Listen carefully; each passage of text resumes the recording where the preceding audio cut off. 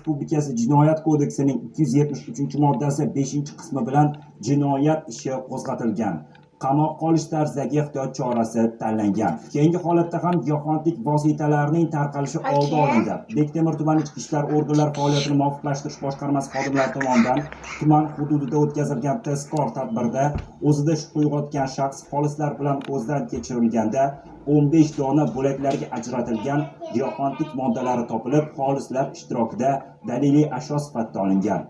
Mazkur holat yuzasidan O'zbekiston Respublikasi Jinoyat kodeksi 273-moddasi 5-qismi bilan jinoyat ishi qo'zg'atilgan.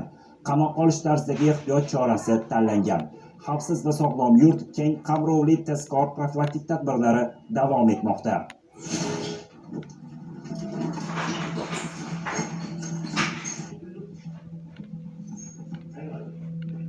Toshkent shahrida tezkor tadbir davomida tovlamachilik jinoyatida gumonlangan 3 nafar shaxs qo'lga olindi.